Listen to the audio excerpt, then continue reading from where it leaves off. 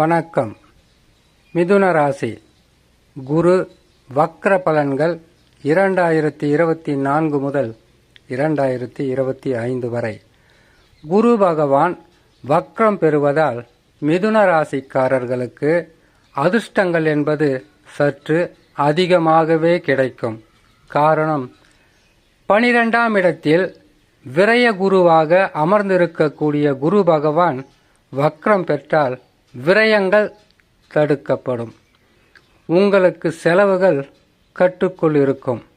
குடும்பத்தில் ஏற்பட்டிருந்த தேவையில்லாத செலவு, மருத்துவ செலவாக இருக்கலாம், அல்லது வருமானத்தில் உங்களுக்கு தடைகளாக இருக்கலாம், அல்லது நீங்கள் யாரிடமாவது காசு பணத்தை கொடுத்துவிட்டு வராமல் பல வகையிலும் உங்களுக்கு நெருக்கடிகளை கொடுத்துருக்கலாம். எப்போவுமே மிதுன ராசிக்காரங்க அன்பாக பேசினா போதும், அவங்க கேட்குறத கொடுக்கறது. பாசமாக பேசினா போதும், அவங்கள காப்பாற்றுறதுக்கு ஓடுறது. அவங்கள காப்பாற்றிட்டு அவங்க கொடுக்குற கஷ்டத்தையெல்லாம் வாங்கிக்கிட்டு தனிமையில் உக்காந்து கஷ்டப்படுறது. இது உங்கள் கூடவே பிறந்த குணம். அது மட்டும் இல்லாமல் உங்கள்கிட்ட சில குறும்பான பழக்கம் இருக்கும். என்னன்னு கேட்டிங்கன்னாக்கா, யாரோ ஒருத்தருக்கு காசு பணத்தை கொடுத்துருவீங்க, கேட்டால் மண்டையை ஆட்டிக்கிட்டு வந்துடுவீங்க. அதுவே வீட்டில் இருக்கிறவங்ககிட்ட யாருக்குன்னா கொடுத்துட்டீங்கன்னாக்கா கராராக கேட்டு வாங்குவீங்க. அப்படி ஒரு குணாதிசயம் கொண்ட இந்த மிதுன ராசிக்காரர்களுக்கு வருகின்ற 15/10/2024 புரட்டாசி மாதம் 29ஆம் தேதி செவ்வாய்க்கிழமை காலை 10 மணிக்கு குரு பகவான் வக்ரம் பெறுவார். வக்ர நிவர்த்தியாகப்பட்டது 11/2/2025 தை மாதம் 29ஆம் தேதி செவ்வாய்க்கிழமை காலை 10 மணிக்கு வக்ர நிவர்த்தி பெறுவார். 150 நாட்கள் வக்ரம் பெறுகின்ற இந்த குரு பகவான் வக்ர நிவர்த்தி அடைந்த 2 மாதத்தில் பயிற்சி ஆயிடுவார்.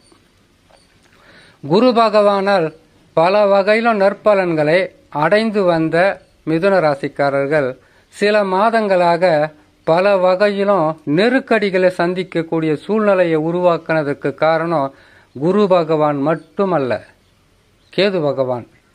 4ஆம் இடத்தில் கேது பகவான் அமர்ந்தாலே மனம் ஒரு நிலையில் இருக்காது.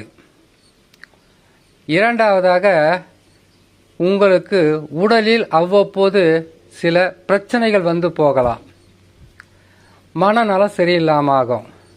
எதை செய்கிறது, எதை விட்டுடுறது, எதை தான் நாம் தொடங்குறதுன்றது ஒரு குழப்பமான சூழ்நிலையாகவே இருக்கும். நல்லாவே பேசிக்கிட்டு இருந்த உறவுகளும் சரி, குடும்பத்தில் இருந்த நண்பர்களும் சரி, யாராக இருந்தாலும் திடீரென்று அவர்களால் சில கசப்பான வார்த்தைகளை கேட்டிருக்கக்கூடும். காரணம், கேது பகவான் 4ஆம் இடத்தில் இருப்பது, ராகு பகவான் 10ஆம் இடத்தில் இருப்பது. 10ஆம் இடத்தில் ராகு பகவான் இருந்தால் பல வழிகளில் பொருளாதாரத்தை தேட சொல்லும். அது மட்டும் இல்லாமல் ஏற்கனவே அறிவாளிகளாகவும் புத்திசாலிகளாகவும் இருக்கின்ற இந்த மிதுன ராசிக்காரர்களுக்கு எதையாவது செய்து வாழ்க்கையில் வெற்றி பெறணும் என்கின்ற வைராக்கியம் என்பது கூடவே பிறந்தது. உங்களுக்கு இது விட்டு அது செய்யலாம், அதை விட்டு இது செய்யலாம் நினைக்கிறத விட கிரகம் சரியில்லை, கொஞ்சம் பொறுமையாக இருக்கணும்னு நினச்சிக்கங்க. இந்த காலகட்டத்தில் குரு பகவானும் 12ஆம் இடத்தில் விரய குருவாக வந்தது கையிருப்பை கரைத்திருப்பார். ஆனால் அதுவும் உங்கள் தேவைக்காக தான் இருக்கும். உடல் நலத்தை பாதுகாக்க, குடும்பத்தை பாதுகாக்க, பிள்ளைகளை பாதுகாப்ப, உங்களுடைய தொழிலை நல்லபடியாக நடத்த, இதுக்காகத்தான் விரயங்களாக ஆயிருக்கும். சில நேரங்களில் அதிகப்படியாக செலவும் இருந்திருக்கும். ஆனால் இதே குரு பகவான், இத்தனை கஷ்டங்களை கொடுத்த குரு பகவான் வக்ரம் பெற்றால் நற்பலன்களை அதிகமாக கொடுப்பார். பாவ பலன்களை கொடுத்திருந்த எந்த கிரகமாக இருந்தாலும் வக்ரம் பெறும்போது சுப பலன்கள் அதிகரிக்கும். குரு பகவான் வக்ரம் பெறுவதற்கு இன்னும் 3 மாதத்துக்கு மேலே இருக்குன்னு வச்சுக்கோங்க. அது வரையிலும் கொஞ்சம் பொறுமையாக இருங்க. ஆனால் உங்களுடைய ராசிக்கு குரு பகவான் பல வகையில் நற்பலன்களை தருகின்ற கிரகமாக இருந்தாலும் புதன் பகவானின் ராசி என்று சொல்லக்கூடிய மிதுன ராசிக்காரர்களுக்கு யோக அதிபதியாக வருவது எப்பொழுதுமே சுக்கிர பகவான் தான். சுக்கிரன் உங்களுடைய ஜாதகத்தில் பலமாக அமர்ந்து விட்டால் அதிக கஷ்டம் இருக்காது, அதிகப்படியான அலைச்சலோ உளைச்சலோ மன கஷ்டமோ இருக்காது. உங்களால் ஈஸியாக வாழ்க்கையில் வெற்றி பெற முடியும். ஏன்னு கேட்டிங்கன்னா அந்த அளவுக்கு அறிவாளிங்க நீங்கள். வாழ்க்கையில் எதை செய்தால் வெற்றி பெறுவோம், எதை செய்தால் தோல்வி அடைவோம் என்பதை உங்களுடைய அனுபவத்தாலே அதை கண்டறிந்து அதற்கு தக்கவாறு தொழிலை அமைத்து கொண்டு வாழ்க்கையில் பல வகையான முன்னேற்றங்களை அடையக்கூடிய ராசிகளில் மிதுனமும் கன்னியும் விட்டால் போச்சுங்க. அவ்வளவு அறிவாற்றல், அவ்வளவு திறமசாலிங்க. உங்களுக்கு குரு பகவான் 150 நாட்கள் வக்கரம் பெறுவார். அந்த வக்கரமாகப்பட்டது இதனால் வரையில் இருந்த பின்னடைவுகள் அனைத்துமே உங்களை விட்டு விலகி நற்பலன்களாகவே இருக்கும். அதிகப்படியான நற்பலன்கள் இருக்கும், தொழிலில் வளர்ச்சி இருக்கும், குடும்பத்தில் சந்தோஷம் இருக்கும். காசு பணம் கையில் இருந்தாவே போதுமே, சந்தோஷத்துக்கு குறைபாடா என்ன? ஓடி போன சொந்தக்காரங்க கூட தேடி நல்லா இருக்கிறியான்னு கேட்கறதுக்கு காரணமே காசு பணம் தான். உங்களை விட்டு விலகிய நண்பர்கள் கூட எப்படிப்பா இருக்க, நல்லா இருக்கியான்னு கேட்குறாங்கட்டாக்கா உங்கள் கையில் இருக்கக்கூடிய காசு பணத்துக்காகத்தான். காசு பணம் இருந்தால் போதும், சந்தோஷமும் வரும், சொந்த பந்தங்களும் வரும், நட்பும் வரும், அனைத்து வகையான உறவுகளாலும் மன நிம்மதி கிடைக்கும் என்பதை முழுமையாக உணர்ந்த மிதுனம்.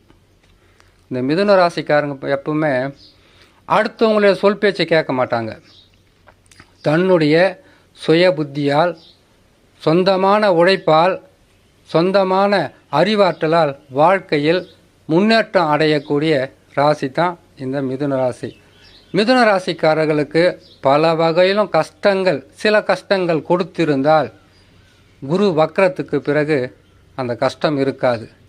ஆனால் உங்களுடைய சொந்த ஜாதகம் வலிமையாக இருக்க வேண்டும்.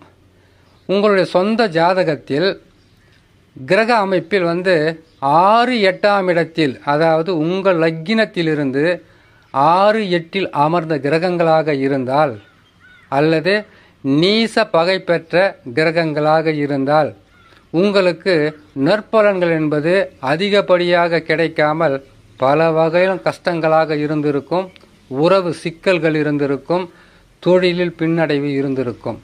இதே தசா நல்ல நிலையில் அமர்ந்து விட்டால் பிரச்சனைகள் இருக்கும், இருந்தாலும் போராடி வெற்றி பெறுவதற்குண்டான வாய்ப்புகளை உங்களுக்கு கிரக அமைப்புகள் கொடுத்துவிடும். அப்படி உங்களுக்கு தசா நல்ல நிலையில் இல்லாமல் இருந்தால்தான் எண்ணற்ற பிரச்சனைகளாகவும் துன்பங்களாகவுமே இருக்கும். ஆகையால் மிதுன ராசிக்காரர்களுக்கு குரு பகவான் வக்ரம் பெறுவதால் அனைத்து வகையான நற்பலன்களும் கொடுப்பார் என்று சொல்லி இன்னொரு நல்ல பதிவில் உங்களை நான் சந்திக்கிறேன். நன்றி, வணக்கம்.